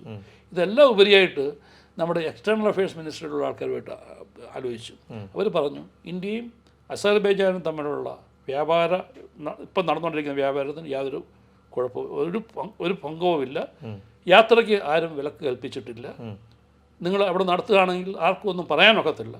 അത് നടത്തണ്ടതെന്ന് നിങ്ങൾ തീരുമാനിക്കുക. പിന്നീട് ഇന്ത്യയിലെ എത്രയോ വിദ്യാർത്ഥികൾ അവിടെ പഠിക്കുന്നുണ്ട്. അവരെല്ലാം സുരക്ഷിതരാണെന്ന് നമുക്കറിയാം. അതുകൊണ്ട് മാത്രമല്ല ഈ ബന്ധങ്ങൾ പിന്നെയും ഇതിപ്പോഴുള്ള ഒരു മിസ്അണ്ടർസ്റ്റാൻഡിങ്ങോ അല്ലെങ്കിൽ എന്തെങ്കിലുമൊക്കെ ഉണ്ടെങ്കിൽ അത് കാലാകാലങ്ങളിൽ മായിക്കുമായിരിക്കും. ആ സമയത്ത് നമുക്ക് നഷ്ടപ്പെട്ടു പോയ പൈസ ആരെങ്കിലും തിരിച്ചു തരുമോ? അപ്പോൾ അങ്ങനെയുള്ള അവസ്ഥ വന്നപ്പോൾ എല്ലാ ആൾക്കാരുടെ അഭിപ്രായം തേടിയാണ്. ലോകത്തുള്ള പല ഭാഗത്തു നിന്നുള്ള ആൾക്കാർ ടിക്കറ്റ് അവരെല്ലാം ഒരേ ശബ്ദത്തിൽ പറഞ്ഞു. 1-2 ആൾക്കാർ പറഞ്ഞു അങ്ങനെ പോകുന്നില്ല, ശരി നിങ്ങൾ വരണ്ട, ഞങ്ങളവിടെ പോയി നടത്തി. നമ്മൾ ഇത് നടത്തിയിട്ട് ഇന്ത്യയോടുള്ള ഞാൻ എപ്പോഴും പറയാറുള്ളൊരു കാര്യം എന്ന് പറഞ്ഞാൽ ഏറ്റവും കൂടുതൽ രാജ്യത്തെക്കുറിച്ചുള്ള അഭിമാനവും രാജ്യസ്നേഹവും കാണിക്കുന്നത് ഗൾഫിലുള്ള ഇന്ത്യക്കാരാണ്, ഗൾഫിലുള്ള പ്രവാസികളാണ്. കാരണം എന്താണെന്ന് വെച്ചാൽ അവർക്കറിയാം അവരുടെ ഇവിടുത്തെ ജീവിതം അത്ര പിന്നെ എന്നത്തേക്കുള്ളതല്ല. It is not for ever, ഇന്നവിറ്റബിളാണ്. അവർക്ക് തിരിച്ചവിടെ പോയി ഇന്ത്യയിൽ തിരിച്ചെത്തിയുള്ളൂ. അതൊന്നും ഒന്നാമത്തെ കാര്യം. രണ്ടാമത്തെ കാര്യം, നമുക്ക് ഇന്ത്യയിൽ നിന്നുള്ള പൗരൻ എന്ന നിലയിൽ നമുക്കിവിടെ കിട്ടിക്കൊണ്ടിരിക്കുന്ന ഇപ്പോൾ ഗ്രോയിങ് അക്സെപ്റ്റൻസ് ആൻഡ് റെക്കഗ്നീഷൻ, അത് നമുക്കും നമ്മുടെ അഭിമാനമുള്ളവരാകുന്നു. വേറെ ഒന്നും രാജ്യങ്ങളിലൊന്നും ചെന്ന് കഴിഞ്ഞാൽ UAE-യിലോ അല്ലെങ്കിൽ ഗൾഫ് രാജ്യങ്ങളിലോ കിട്ടുന്ന രീതിയിലുള്ള ഒരു പ്രത്യേക രീതിയിലുള്ള പരിഗണന നമുക്ക് കിട്ടത്തില്ല.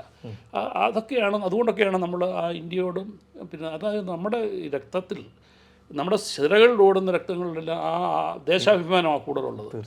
അപ്പം പണ്ട് നമ്മൾ വള്ളത്തോട് പറഞ്ഞതുപോലെ ഭാരതം എന്ന് കേട്ടാലും പിന്നെ അഭിമാന പുളകിതമാകുക മാത്രമല്ല, നേരത്തെ മലയാളികളെക്കുറിച്ച് പറഞ്ഞ പോലെ കേട്ട നമ്മുടെ ഞരമ്പുകളിൽ തിളയ്ക്കണമെന്നാണ് പറയുന്നത്. അത് തന്നെയാണ് ഇവിടെ ഉണ്ടായിക്കൊണ്ടിരിക്കുന്നത്. അപ്പോൾ അതിനൊരു കുഴപ്പമില്ല, അത് പോകുകയാണ്.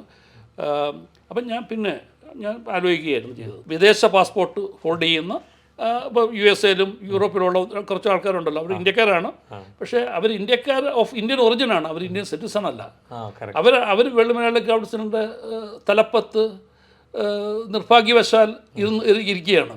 അവർക്കുള്ളതെന്ന് പറഞ്ഞാൽ അവരുടെ പേരും പ്രശസ്തിക്കും വേണ്ടിയുള്ള ഒരു ഫ്രാഞ്ചിയേറ്റർ സ്വഭാവമാണ് അവർ കാണിച്ചുകൊണ്ടിരിക്കുന്നത്. അവർക്ക് ഈ വേൾഡ് മലയാളി കൗൺസിലിൻ്റെ ദൗത്യം എന്താണെന്നൊന്നും അറിയണ്ട. അവർ വേൾഡ് മലയാളി കുറച്ച് പൈസയൊക്കെ ഉണ്ട്, പക്ഷേ വിദേശ പാസ്പോർട്ടാണ്. നമ്മളെ ഇവിടെയുള്ള ഗൾഫ് മലയാളികളെക്കുറിച്ച് അവർ പുച്ഛമാണ് ചില സമയത്ത് അവരുടെ സംസാരത്തിൽ പറയുന്നത്. ഇവരെന്തൊക്കെയോ തലപ്പത്ത് കയറി ഇരുന്നുകൊണ്ട് ഇത് ചെയ്തപ്പോൾ ഞാൻ അവരെ കുറ്റപ്പെടുത്തുന്നില്ല. അവർക്കറിയാം അവർക്ക് ഇന്ത്യയിൽ അവരുടെ രാജ്യം അമേരിക്കയല്ലേ, അവർക്ക് അല്ലെങ്കിൽ യൂറോപ്പാണ്, അവർക്ക് ഇങ്ങോട്ട് വരേണ്ട കാര്യമില്ല. ആ രീതിയിലുള്ള സമീപനമാണ് പണ്ട് മുതലേ എടുത്തുകൊണ്ടിരിക്കുന്നത്. പക്ഷെ നമ്മളതൊന്നും കരുതാക്കിയില്ല. പക്ഷെ അവർ കുറച്ച് ആൾക്കാർ കുറച്ച് പൈസയൊക്കെ ചിലവാക്കി ഒന്ന് രണ്ട് മാധ്യമത്തിലുള്ള പ്രവർത്തിക്കുന്ന ചില യൂട്യൂബ് ചാനലുകളിലെയൊക്കെ സ്വാധീനിച്ച് നമുക്കെതിരെ ചെയ്യാണ്. പക്ഷെ നമ്മളെ സംബന്ധിച്ചോളം നമ്മുടെ മനസ്സാക്ഷി ക്ലിയറാണ്, നമ്മുടെ ഉദ്ദേശലക്ഷ്യം ഒന്നാണ്, വളരെ ശുദ്ധമാണ് ഇന്ത്യയോടുള്ള. അപ്പം ഞാൻ ചോദിച്ചു, ഇന്ത്യ ഗവൺമെൻറ്റിൻ്റെ ഭാഗത്തു നിന്ന് ഇന്ന് ഒരു ചെറിയൊരു ഹിൻ്റ്, ഒരു അഡ്വൈസറി വരികയാണ്, നിങ്ങളവിടെ പോകരുത്, യാത്ര പോകാൻ പാടില്ല എന്ന് വന്നു കഴിഞ്ഞാൽ ആ നിമിഷം ഞങ്ങൾ എത്ര രൂപ നഷ്ടം വന്നാലും ഇത് നിർത്തും, വേണ്ടെന്ന് വെക്കും. അത് ഞങ്ങളുടെ കൂട്ടത്തിലുള്ള ആൾക്കാർ യാത്രക്കാരും പറഞ്ഞാണ്, സാറേ ഗവൺമെൻറ് അല്ല എന്നെ വിളിച്ചിട്ട് പറഞ്ഞു, ഗവൺമെൻറ്റിൻ്റെ ഭാഗത്തു നിന്നൊരു വിലക്കുമില്ല, ഗവൺമെൻറ്റിൻ്റെ ഭാഗത്ത് ഇപ്പോഴും ഇന്ത്യ അസർബൈജാൻ ട്രേഡ് റിലേഷൻസ് അനസ്യൂതം തുടർന്നുകൊണ്ടിരിക്കുകയാണ്. ഇന്ത്യയിലെ വിദ്യാർത്ഥികൾ 400-ൽ പരം വിദ്യാർത്ഥികൾ അവിടെ പഠിക്കുകയാണ്, എത്രയോ 1000 ഇന്ത്യക്കാരവിടെ ജോലി ചെയ്യുന്നു, അവർക്കാർക്കും ഒരു കുഴപ്പമില്ല. അവരെല്ലാം ഇപ്പോൾ രാജ്യദ്രോഹികളാണ് അവിടെ പോകുന്നത്, ഒരിക്കലും അവരെല്ലാം പാക് ഭീകരതയെ തുണച്ചവരാണ് അല്ലല്ലോ.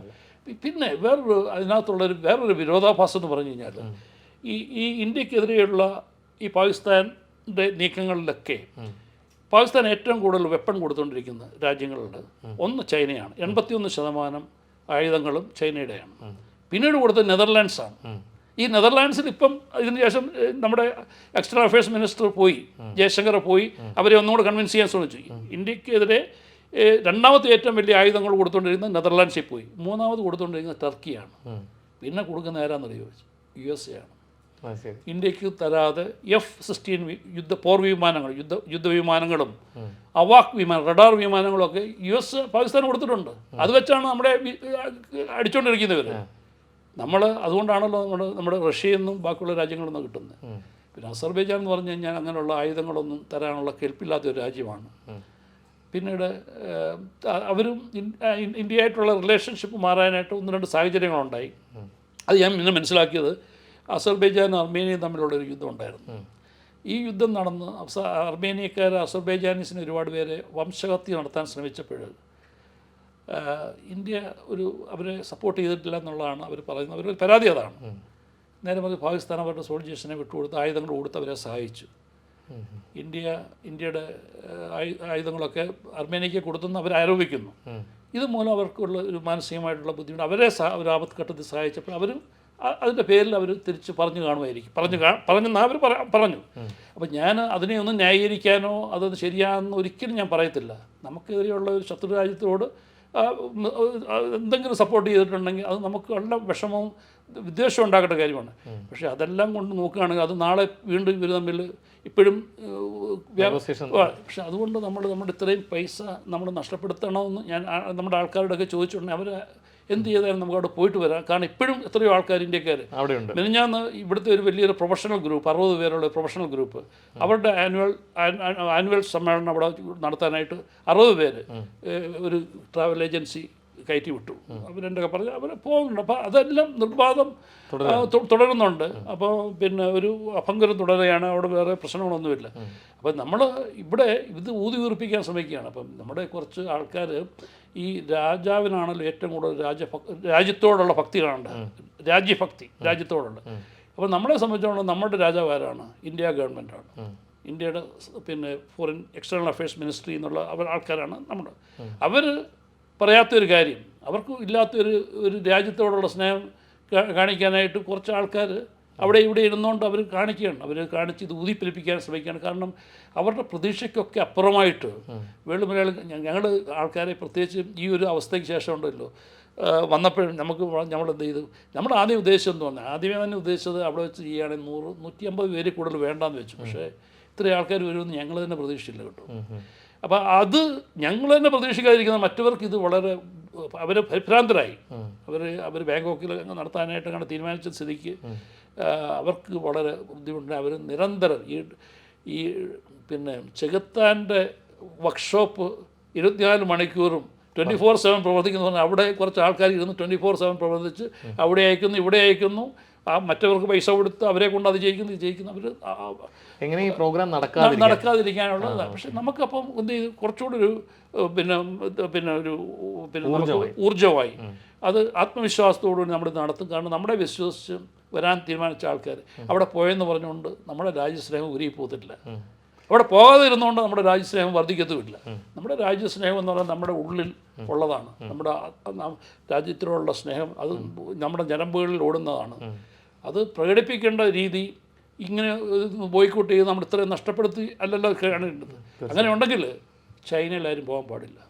നിങ്ങൾ ഉപയോഗിക്കുന്ന ഫോൺ നിങ്ങൾ ആദ്യം കളയണം. കാരണം ചൈനയാണ് ഇന്ത്യക്ക് ഡിക്ലെയർഡ് ആയിട്ടുള്ള അജന്മ ശത്രു, ഇല്ലേ, പ്രഖ്യാപിത ശത്രുവാണ്. 81% നമ്മളെ അടിക്കാനുള്ള ആയുധങ്ങളും പോർവിമാനങ്ങളും കൊടുത്ത ചൈനയാണ്. അപ്പോൾ ചൈനയുടെ ഫോണാണ് നമ്മളെല്ലാം ഉപയോഗിക്കുന്നത്, എല്ലാം ചൈന നിർമ്മിതമാണ്.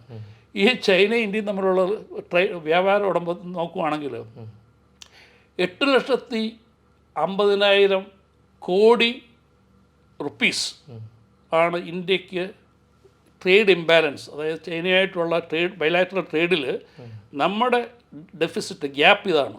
അതായത് 8,50,000 കോടി രൂപ ഇന്ത്യ എപ്പോഴും ചൈനയ്ക്ക് എല്ലാ വർഷം കഴിഞ്ഞ വർഷം കൊടുക്കേണ്ടി വന്നു, തിരിച്ച് അങ്ങോട്ട് അടയ്ക്കേണ്ടി വന്നു. ഇമ്പോർട്ടും എക്സ്പോർട്ടും കൂടെ മൈനസ് ചെയ്യുന്നുള്ള വ്യത്യാസമാണ് ട്രേഡ് ഡെഫിസിറ്റ് എന്ന് പറയുന്നത്. അപ്പോൾ ഇപ്പോഴും അത് തുടരുകയാണ്. അപ്പോൾ അതായത് ഇന്ത്യയുടെ ഏറ്റവും വലിയ ട്രേഡിംഗ് പാർട്ട്ണർ അമേരിക്കയാണ്. അത് കഴിഞ്ഞാൽ സെക്കൻഡ് ലാർജസ്റ്റ് ട്രേഡ് പാർട്ട്ണറാണ് ചൈനയാണ്. അപ്പോൾ ചൈനയിൽ ഇപ്പോൾ അതായത് ഞാൻ പറയുകയാണെങ്കിൽ 99.8 ബില്യൺ ഡോളേഴ്സാണ് ട്രേഡ് ഗ്യാപ്പ് ഇന്ത്യ അങ്ങോട്ട് കൊടുക്കേണ്ടി വന്നത്. അപ്പോൾ അസർബൈജാൻ ആണെങ്കിൽ ഇന്ത്യയുടെ 7ാമത്തെ ട്രേഡിംഗ് പാർട്ട്ണറാണ്, 7ാമത്തെയാണ് അസർബൈജാൻ. കാരണം ഇന്ത്യൻ ONGC അവിടെ പോയി എത്രയോ ബില്യൺസ് ഡോളർ അവിടെ മുടക്കിയിട്ടുണ്ട്. പിന്നെ ഇന്ത്യക്കാർ പിള്ളേർ അവിടെ പഠിക്കുന്നുണ്ട്. അസർബൈജാൻ ഈയിടെ അതായത് 1991 പിന്നെ സോവിയറ്റ് യൂണിയനിൽ നിന്ന് മാറി വന്ന രാജ്യമാണല്ലോ, മനസ്സിലായില്ല. അവരുടെ ആ രാജ്യത്ത് അവർ വളരെ നല്ല രീതിയിലുള്ള ഒരു ഇൻഫ്രാസ്ട്രക്ചറും കാര്യങ്ങളൊക്കെ ഡെവലപ്പ് ചെയ്യുന്നു. അവിടെ നമ്മുടെ കോൺഫറൻസിനൊക്കെ നല്ല ഫെസിലിറ്റീസ് അവിടെ ഉള്ളതുകൊണ്ടാണ് നമ്മൾ തീരുമാനിച്ചത്. അപ്പോൾ ഇവിടെ ഇതിന് വേറെ രീതിയിൽ വ്യാഖ്യാനിച്ച് നമ്മുടെ ഈ ഒരു മൊമെൻറ്റം നഷ്ടപ്പെടുത്താനും നമ്മുടെ വളർച്ചയിൽ അസൂയ കൊണ്ടുള്ള പരിഭ്രാന്തരായിട്ടുള്ള ഒരു ഗ്രൂപ്പ് ആൾക്കാർ, ഞാൻ പറഞ്ഞില്ല വേൾഡ് മലയാളി കൗൺസിൽ ഇപ്പം 3 ഫാക്ഷനായിട്ട് മാറിയിട്ടുണ്ട്. അപ്പോൾ അവർക്ക് വേറെ ഒന്നും പറയാനില്ലാത്തതുകൊണ്ട് അവർ ഇതൊന്ന് ഊതിപ്പെരുപ്പിക്കാനായിട്ട് ശ്രമിക്കുകയാണ്. പക്ഷേ അവരുടെ ശ്രമത്തിന് നമ്മൾ മാറേണ്ട കാര്യമില്ല. കാരണം നമ്മുടെ മനസ്സിൽ നമുക്ക് ഉറച്ച വിശ്വാസമുണ്ട് നമ്മൾ ചെയ്യുന്നത് ശരിയാണ്. നേരെ മറിച്ച് ഇന്ത്യ ഗവൺമെൻറ്റിൻ്റെ എക്സ്റ്റേണൽ അഫയേഴ്സ് മിനിസ്ട്രി സ്പോക്സ് പേഴ്സണായിട്ട് ഇന്നലെ സംസാരിച്ചു. അപ്പോൾ പറഞ്ഞു നാളെ വീണ്ടും പറയാം. അവർ പറഞ്ഞു ഞങ്ങൾ നേരത്തെ പറഞ്ഞ നിലപാടിൽ ഒരു മാറ്റവും ഇല്ലെന്ന് പറഞ്ഞു. ഒരു മാറ്റവും ഇല്ല. ഇന്ത്യയും അസർബൈജാനുമായിട്ടുള്ള റിലേഷൻഷിപ്പ് ചെറുതായിട്ടൊന്ന് സ്ട്രെയിൻഡ് ആയെങ്കിലും ഈ ഒരു കാരണങ്ങളാൽ അത് നേരത്തെ കുറച്ച് ഇടയ്ക്കൊക്കെ ഒന്ന് സ്ട്രെയിൻ ചെയ്തു. കാരണം അവരും അർമേനിയയും തമ്മിലുള്ള യുദ്ധം സ്ട്രെയിൻ ചെയ്തു. എന്നാൽ അതിനുശേഷവും ഇതേപോലുള്ള വ്യാപാര ബന്ധങ്ങൾ നടന്നുകൊണ്ടിരിക്കുകയാണ്, ഇൻവെസ്റ്റ്മെൻറ്റ് നടന്നുകൊണ്ടിരിക്കുകയാണ്. നമ്മുടെ കുട്ടികൾ അവിടെ പഠിക്കുന്നുണ്ട്. അപ്പോൾ അവരോടുള്ള ഒരു സോളിഡാരിറ്റി കാണിക്കാനും നമുക്ക് ഈ ഒരു അവസരം, കാരണം അവർ ഒറ്റപ്പെട്ടവരല്ല, ഇന്ത്യൻ സമൂഹം അവിടെയുണ്ട്. നമ്മളത് മാറായിരുന്ന അവർക്ക് കൊടുക്കുന്ന സന്ദേശം എന്താണ്? നമ്മൾ പേടിച്ച് മാറിയെന്നോ അല്ലെങ്കിൽ അവരെ ഒറ്റപ്പെടുത്തി എന്നുള്ള സന്ദേശം കൊടുക്കേണ്ട കാര്യമില്ല. അങ്ങനെയുള്ള സാഹചര്യം ഉണ്ടായിട്ടില്ല. തീർച്ചയായിട്ടും. ഇന്ന് ഇന്ത്യൻ ബിസിനസ്സുകാരിൽ ഏത് സമയം നോക്കിയാലും ഒരു 5% ഇന്ത്യൻ ബിസിനസ്സുകാരും ചൈനയെ കാണും ഒരേ സമയത്ത്. കാരണം ഞാൻ പറഞ്ഞല്ലോ, ഈ ഇറക്കുമതി എന്ന് പറഞ്ഞാൽ നമ്മൾ അവിടെ നമ്മുടെ എല്ലാ സാധനങ്ങളും, ഞാൻ ഉദ്ദേശിക്കുന്നത് നമ്മൾ ഇടുന്ന ചില വാച്ചുകൾ അല്ലെങ്കിൽ നമ്മുടെ ഫോണ്, നമ്മൾ ഇടുന്ന വസ്ത്രങ്ങളുടെ പ്രധാനപ്പെട്ട കാര്യം, നമ്മൾ ഉപയോഗിക്കുന്ന കാറുകൾ, ഇതെല്ലാം ചൈനീസ് നിർമ്മിതമാണ്. അല്ലെങ്കിൽ ആ ചൈനീസ് പാർട്ടുകളുണ്ട് അതിനകത്ത്. അങ്ങനെ ടോട്ടലി അവരെയാണ് ആദ്യം ബഹിഷ്കരിക്കേണ്ടത്. പിന്നീട് ഇതിപ്പം തന്നെ വളരെ വ്യക്തമാണല്ലോ. അത് ഈ ഒരു ഇത് അവിടെ നടക്കാതിരിക്കുക, ഈ നടക്കാതിരിക്കുക എന്ന് പറഞ്ഞാൽ ഈ സംഘടനയെ ഒന്നുകൂടെ അവർക്കൊന്ന് ഒരു ഇൻസൾട്ട് ചെയ്യുക പബ്ലിക്കിന്റെ മുന്നിൽ, അത് മാത്രമാണ്. അതിനുവേണ്ടി അവർ നിതാന്തമായിട്ട് എല്ലാം ഇങ്ങനെ പരിശ്രമിച്ചുകൊണ്ടിരിക്കുകയാണ്. പക്ഷെ അതങ്ങോട്ട് ഏൽക്കുന്നില്ല. കുറച്ച് ആൾക്കാർ, ഞാൻ പറഞ്ഞില്ലേ, 1-2 പേര് അവർ പിന്നെ വേറെ കാരണങ്ങൾ പറഞ്ഞ, ഈ കാരണം പറഞ്ഞല്ല വരുന്നില്ല എന്ന് പറഞ്ഞു. പക്ഷേ ബാക്കിയുള്ള ഈ ഒരു 500 പേരിലുള്ള ആൾക്കാരിൽ ഒരു 480 ആൾക്കാർ ഇപ്പം തന്നെ കൺഫേം ചെയ്തിട്ടുണ്ട്. പിന്നെ ഞങ്ങളെ സംബന്ധിച്ചോണം ഇനി എത്ര പേര് വന്നെന്നുള്ളതല്ല, കണക്കല്ല. നമ്മൾ പോകുന്ന നമ്മുടെ ഒരു ശരിക്കുള്ള ഒരു ദിശാബോധത്തോടുകൂടി പോവുകയാണ്. വേൾഡ് മലയാള കൗൺസിലിനെ കുറിച്ച് നമ്മുടെ മനസ്സിൽ അതെന്തായി തീരണം എന്നുള്ളൊരു കറക്റ്റായിട്ടുള്ളൊരു പെർസ്പെക്റ്റീവ് ഉണ്ട്. ആണ് അതൊരു ചിന്താപരമായിട്ട് മലയാളി സമൂഹത്തിനും ഇന്ത്യക്ക് നേതൃത്വം കൊടുക്കുകയും ഇന്ത്യയുടെ 21-ാം നൂറ്റാണ്ടെന്ന് പറഞ്ഞു കഴിഞ്ഞാൽ, അല്ലെങ്കിൽ ഈ നൂറ്റാണ്ട് ഇന്ത്യയുടേതാണ്, ഇന്ത്യയുടെ അമൃതകാലമാണ്. ഈ അമൃതകാലത്തിൽ ഇന്ത്യയുടെ ഒരു കുതിപ്പ്, സാമ്പത്തിക സാങ്കേതിക രംഗത്തുള്ള കുതിപ്പിൽ ഒരു ഇന്ത്യക്കാരെന്ന നിലയിൽ നമുക്ക് ഏത് രീതിയിലുള്ള കോൺട്രിബ്യൂഷൻസ് ചെയ്യാനും അതിൽ പങ്കുപറ്റാനും ആ സക്സസ്സിലെ പങ്കാളിയാകാൻ നമുക്ക് കഴിയുന്നൊരവസരം കൂടാണ് ഈ നൂറ്റാണ്ട്. അത് നമുക്ക് അതാണ് നമ്മുടെ ഒരു ലക്ഷ്യം. അതാണ് വേൾഡ് മലയാളി കൗൺസിലിൻ്റെ ഒരു ലക്ഷ്യം. ഇതാണ്. അല്ലാതെ ജസ്റ്റ് ഒരു ചാരിറ്റിയോ ഹ്യൂമാനിറ്റേറിയൻ പ്രവർത്തനങ്ങളോ അല്ലെ കൾച്ചറൽ പ്രവർത്തനങ്ങളോ മാത്രമല്ല, ആ രീതിയിലുള്ള നേതൃത്വപരമായിട്ട് ചിന്താപരമായിട്ടുള്ള നേതൃത്വം കൊടുക്കുകയും ഒരു അഡ്വക്കസി ഫോറമായിട്ട് വേൾഡ് മലയാളി കൗൺസിൽ മാറ്റുകയാണ്. അഡ്വക്കസി ഫോറം എന്ന് പറഞ്ഞു കഴിഞ്ഞാൽ അത് നമ്മൾ ചെയ്തുകൊണ്ടിരിക്കുന്നതാണ്. ഗവൺമെൻറ് തലത്തിലും ഉള്ള ആൾക്കാർ, വേൾഡ് മലയാളി കൗൺസിലിലെ അംഗങ്ങളിൽ 24 പേര് ഒരു സമയത്ത് ലോക കേരള സഭയുടെ മെമ്പേഴ്സായിരുന്നു. അത് വേൾഡ് മലയാളി കൗൺസിലിൻ്റെ പേരിലല്ല അവരെത്തിയത്. അവരുടേതായ ഇൻഡിവിജ്വൽ വ്യക്തിപരമായ കാഴ്ച. എന്നെ അവിടെ എടുത്തത് കേരള സഭയിൽ എടുത്തത് വേൾഡ് മലയാളി കൗൺസിലിൻ്റെ പേരിലോ അല്ലെങ്കിൽ അക്കാഫിൻ്റെ പേരിലോ അല്ല. ഞാൻ ഇവിടുത്തെ ഒരു വർഷങ്ങളായിട്ടുള്ള പത്രപ്രവർത്തനം നിലനിർത്തി. അങ്ങനെ പലരും വന്നു.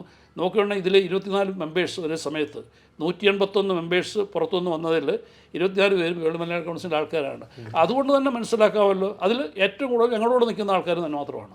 അല്ലാതെ മറ്റേ ഗ്രൂപ്പുകളിൽ പോയവർ ഇപ്പോൾ 1-2 പേര് ഇപ്പോഴും ഉണ്ടായിട്ടുണ്ട്. നേരത്തെ ഒന്നും ആരും ഉണ്ടായിട്ടില്ല. അപ്പോൾ അത് തന്നെ മനസ്സിലാകും വേൾഡ് മലയാളി കൗൺസിലിൻ്റെ പ്രസക്തി എന്താണ്, ഏത് രീതിയിലാണ് നമ്മളൊരു അഡ്വക്കസി പ്ലാറ്റ്ഫോമായിട്ട് മാറി. അഡ്വക്കസി പ്ലാറ്റ്ഫോം എന്ന് പറഞ്ഞാൽ ഈ പോളിസി മേക്കേഴ്സാണ്. MLA-മാരും MP-മാരും മന്ത്രിമാരും ഗവൺമെൻറ്റും ഒക്കെ പോളിസി മേക്കേഴ്സാണ്. നമുക്ക് കാതലായിട്ടുള്ള പ്രവാസികൾക്ക് പിന്നെ പ്രയോജനപ്പെടുന്ന രീതിയിൽ, അല്ലെ അവർക്ക് വെല്ലുവിളികളായിട്ട് നിൽക്കുന്ന ചില നിയമങ്ങളും മാറ്റാനും ഒക്കെ നമ്മൾ കാലാകാലങ്ങളിൽ ഇടപെട്ടിട്ടുണ്ട്. ഇപ്പം നമ്മുടെ പ്രവാസികളുടെ പ്രോപ്പർട്ടിക്ക് ഒരു പ്രൊട്ടക്ഷനും ഇല്ലാത്ത സമയത്ത് വേൾഡ് മലയാളി കൗൺസിലെടുത്ത ഇനിഷ്യേറ്റീവിലാണ് ലോകസഭയിൽ നമ്മൾ അതിനുവേണ്ടി ഒരു ബില്ല് അവതരിപ്പിക്കുകയും നമ്മുടെ MP-മാരെ കൊണ്ട് അത് പ്രേരിപ്പിക്കുകയും ചെയ്തു. കേരളത്തിലെ ടെക്നോളജിയിൽ ഒരു പുതിയ കുതിപ്പിന് ആഹ്വാനം കൊടുത്തുകൊണ്ട് 2014 നമ്മൾ ട്രിവാൻഡ്രത്ത് വെച്ച് 3 ദിവസം നീണ്ടു നിൽക്കുന്ന ഒരു ന്യൂ ടെക്നോളജി ഇനിഷ്യേറ്റീവ് അവിടെ തുടങ്ങി. ഒരുപാട് സാങ്കേതിക വിദഗ്ധരെയും സയൻറ്റിസ്റ്റുകളെയും കൊണ്ടുവന്ന് മന്ത്രിമാരുടെയും മുഖ്യമന്ത്രിയുടെയൊക്കെ നേതൃത്വത്തിൽ വെച്ച് നമ്മളത് നടത്തിയുണ്ടായി. ഇപ്പോൾ മാറുന്ന കാലത്തിനൊത്ത് കേരളത്തിലെ നമ്മുടെ സാങ്കേതിക രംഗത്ത് ഉള്ള നമ്മുടെ മാറ്റങ്ങൾ വേണം. അങ്ങനെ ഉണ്ടെങ്കിൽ കേരളത്തിൻ്റെ അടുത്ത കുതിപ്പിന് അത് പിന്നുള്ള പശ്ചാത്തലം ഒരുക്കണമെങ്കിൽ അത് വേണ്ടി വരുമെന്ന് ഉള്ള ഒരു ഓർമ്മപ്പെടുത്തലും കൂടെ ആയിരുന്നത്. അത് വളരെ വിജയകരമായി പോയി. അങ്ങനെ പല നമ്മുടെ മീറ്റിങ്ങുകളിലും ഇപ്പോഴത്തെ മുഖ്യമന്ത്രി എത്രയോ പ്രാവശ്യം നമ്മുടെ മീറ്റിങ്ങിൽ വന്നിട്ടുണ്ട്. നമ്മുടെ അതുപോലെ തന്നെ ഇൻവെസ്റ്റ്മെൻറ്റ് കോൺഫറൻസ് നമ്മൾ നടത്താറുണ്ട്. ബാക്കി വെച്ച് നമ്മൾ ഈ കേരളത്തിലേക്ക് വേണ്ടിയുള്ള ഒരു പുതിയ കാലഘട്ടത്തിലെ ഏത് രീതിയിലുള്ള ഒരു ഇൻവെസ്റ്റ്മെൻറ്റാണ് കേരളത്തിലേക്കും ഇന്ത്യയുടെ കുതിപ്പിനും കേരളത്തിന് എന്ത് ചെയ്യാൻ ഒക്കുമെന്നും പ്രവാസികളായ നമുക്ക് എന്ത് ചെയ്യാൻ കഴിയുമെന്നും പുതിയ ഈ കേരളത്തിൻ്റെ പുതിയ നവോത്ഥാനം ഉണ്ടല്ലോ, വ്യവസായ രംഗത്തും ഒക്കെയുള്ള രംഗത്ത് പ്രവാസികളായിട്ടുള്ള ആൾക്കാരെ ഏത് രീതിയിൽ അവർക്ക് അനുയോജ്യമായ രീതിയിലുള്ള ഒരു ഇൻവെസ്റ്റ്മെൻറ്റ് എക്കോസിസ്റ്റം കേരളത്തിൽ ഉണ്ടാക്കാവുന്നതിനെ കുറിച്ചൊക്കെയുള്ള കാഴ്ചപ്പാടിൽ നമ്മൾ അതിനെക്കുറിച്ചുള്ള ചർച്ചകളോടെ ചെയ്യാൻ പോവുകയാണ്. ഏതായാലും വളരെ സന്തോഷം ഇത്രയും വ്യക്തമായി ഇതിനെക്കുറിച്ച് പറഞ്ഞതിന്. Thank you. This program brought to you by NK Group, Lucky Center and Lucky Department Store, Ajuman.